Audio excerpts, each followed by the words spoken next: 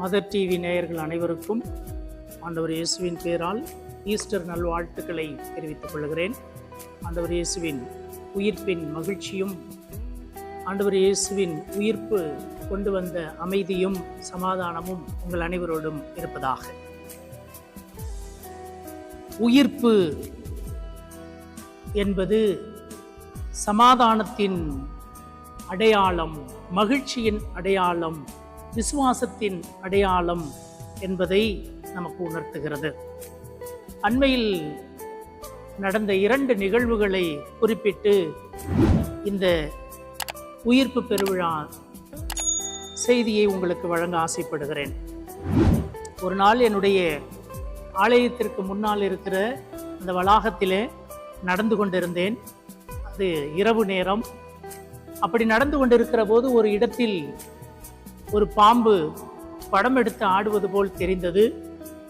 உடனே அங்கு இருந்த 2-3 பேரை அழைத்து, இங்கே ஏதோ பாம்பு போல் தெரிகிறது என்று சொன்னேன். அவர்கள் குச்சியை எடுத்துக்கொண்டு வந்து வேகமாக அடித்தார்கள். அது மீண்டுமாக படம் எடுத்து ஆடியது. அது படம் எடுக்கிறது, தலையில் அடி என்று சொன்னார்கள். ஓங்கி ஓங்கி அடித்தார்கள்.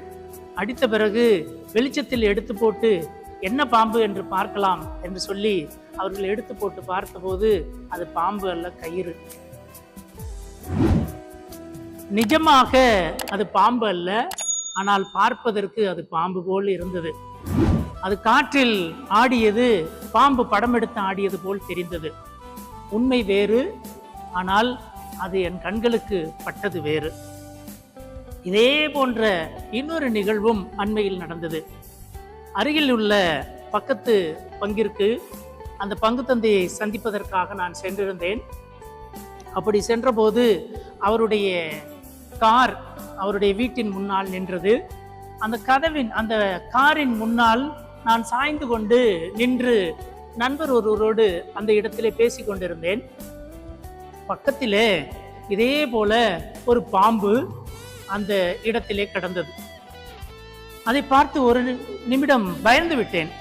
குச்சியை எடுங்கள், பாம்பு என்று சொன்னேன். சொல்லிவிட்டு அதை நான் உற்று பார்த்து கொண்டிருந்தேன். அது பாம்பு அல்ல, அது பிளாஸ்டிக்கில் ஒரு பாம்பு போல ஒரு உருவத்தை அந்த இடத்திலே வைத்திருந்தார்கள். அதை பார்த்து விட்டு, இதை எதுக்குறா இப்படி சாமியார் காருக்கு பக்கத்தில் வச்சிருக்கிறாரு என்று கேட்டபோது அங்கிருந்த ஒரு நண்பர் சொன்னார், இங்கே குரங்கின் தொல்லை அதிகமாக இருக்கிறது. அந்த பாம்பின் அந்த உருவத்தை பார்த்தால், பிளாஸ்டிக்கில் இருக்கிற அந்த பாம்பின் உருவத்தை பார்த்தால் குரங்கு பாம்பு என்று நினைத்து அந்த காரின் மீது ஏறாது. சில நேரங்களிலே குரங்கு வந்து அந்த காரில் இருக்கிற அந்த வைப்பரை உடைத்து விடுகிறது, எடுத்து விளையாடுகிறது. ஆகவே ஃபாதர் இப்படி வச்சிருக்கிறாரு அப்படின்னு சொல்லி அங்கே இருந்த ஒரு நண்பர் சொன்னார். அந்த குரங்குக்கு பிளாஸ்டிக்கில் இருக்கிற அந்த பாம்பு உண்மையாகவே பாம்பு போல தெரிவதால் அது அங்கு வருவதில்லை என்று சொன்னார்கள். ஆண்டவர் இயேசுவில் அருமையானவர்களே, உண்மை வேறு, ஆனால் நம் கண்களுக்கு பார்ப்பதற்கு படுவது வேறு.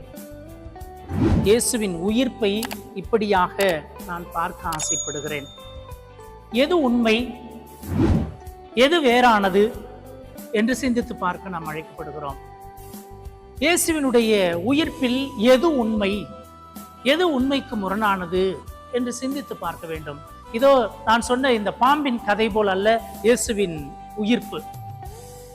இயேசுவின் உயிர்ப்புக்கு பல ஆதாரங்கள் உண்டு. சாதாரணமாக விசுவாசத்தின் அடிப்படையிலே நாம் பார்க்கிற போது நம்முடைய விசுவாசத்திற்கு அடித்தளமாக இருப்பது இயேசுவின் உயிர்ப்பு. Empty tomb of Christ proves the life after death என்று சொல்லலாம்.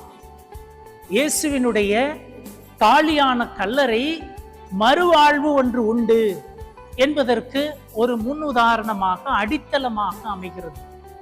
நம்முடைய மறுவாழ்விற்கான, உயிர்ப்பின் வாழ்வுக்கான அச்சாணியாக, ஆதாரமாக, அடித்தளமாக இயேசுவின் உயிர்ப்பு அமைகிறது என்று சொன்னால் அது உண்மை. ஆகவே நம்முடைய விசுவாசத்திற்கு அடித்தளமாக, இயேசுவின் உயிர்ப்புக்கு அடித்தளமாக இருப்பது எம்ப்டி டூம், வெறுமையான வெற்று கல்லறை என்பதை நாம் உணர முடிகிறது.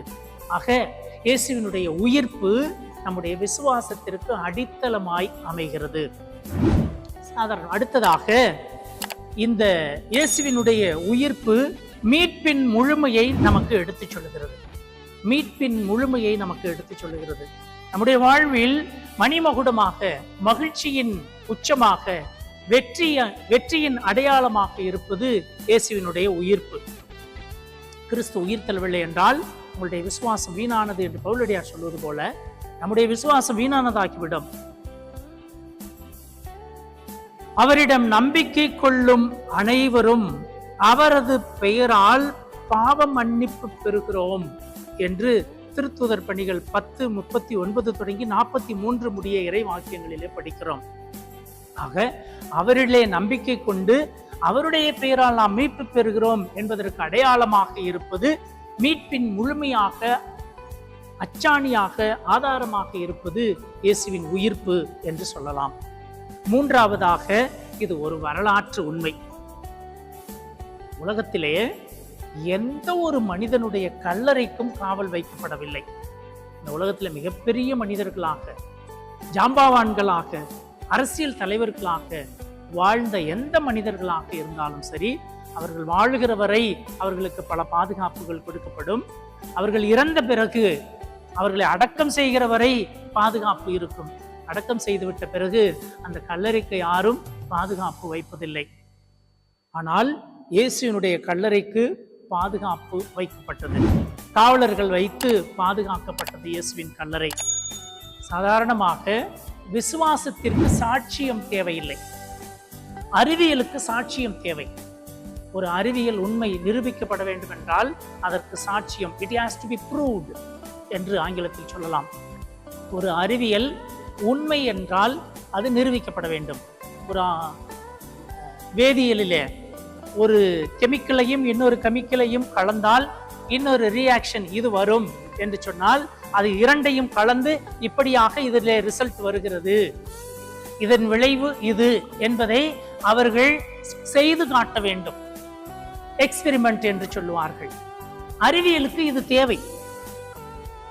ஆனால் ஆன்மீகத்திற்கு அது தேவையில்லை. விசுவாசத்திற்கு உறுதிப்படுத்தப்பட வேண்டியதில்லை.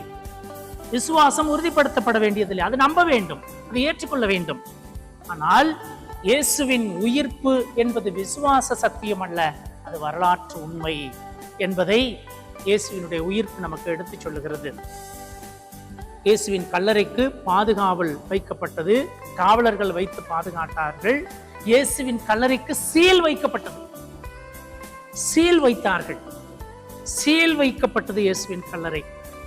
ஆண்டவர் இயேசுவில் அருமையான சகோதர சகோதரிகளே, சீல் வைக்கப்பட்ட இயேசுவின் கல்லறை, காவலர்கள் வைத்து காவல் காக்கப்பட்ட இயேசுவின் கல்லறை, அதையும் மீறி இயேசு உயிர் தெழுந்தார் என்பதற்கு அவரது காலியான கல்லறை அடையாளமாக அமைகிறது.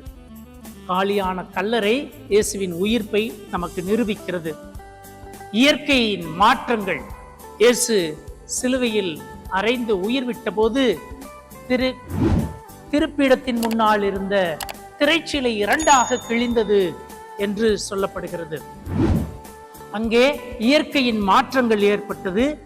அதே போல இயேசுவின் உயிர்ப்பிலும் மாற்றங்கள் ஏற்பட்டது.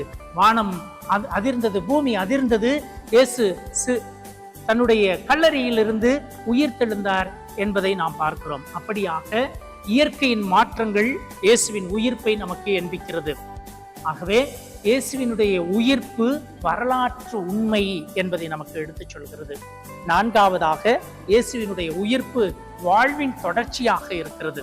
திருவெளிப்பாடு 21வது பிரிவு 4வது இறைவாக்கியத்தில் இப்படி படிக்கிறோம். புதிய விண்ணகம் புதிய மண்ணகம் உண்டாகுக என்று சொல்லப்பட்டிருக்கிறதை நாம் பார்க்கிறோம். அப்படியாக இயேசுவினுடைய உயிர்ப்பு நமக்கெல்லாம் புது வாழ்வாக அமைகிறது. நமக்கு மகிழ்ச்சியை, சமாதானத்தை தருகிறது.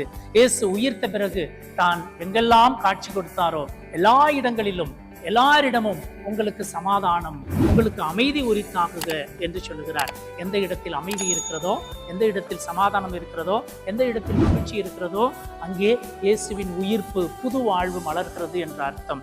ஆகவே ஆண்டவர் இயேசுவில் அருமையானவர்களே, இயேசுவினுடைய உயிர்ப்பு விசுவாசத்தின் அடித்தளம். இயேசுவினுடைய உயிர்ப்பு மீட்பின் முழுமை, இயேசுவினுடைய உயிர்ப்பு வரலாற்று உண்மை, இயேசுவினுடைய உயிர்ப்பு வாழ்வின் தொடர்ச்சி என்பது இந்த இயேசுவின் உயிர்ப்பு நமக்கு தருகின்ற செய்தியாக இருக்கிறது. ஆகவே இயேசு மண்ணிலே கொண்டு வந்த உயிர்ப்பின் மகிழ்ச்சி, உயிர்ப்பின் சமாதானம், உயிர்ப்பின் அமைதி நம் ஒவ்வொருவரிலும் நம் குடும்பங்களிலும் குடிகொள்வதாக. ஆண்டவர் இயேசுவின் உயிர்ப்பு பெருவிழா நல்வாழ்த்துக்கள். ஆமென்.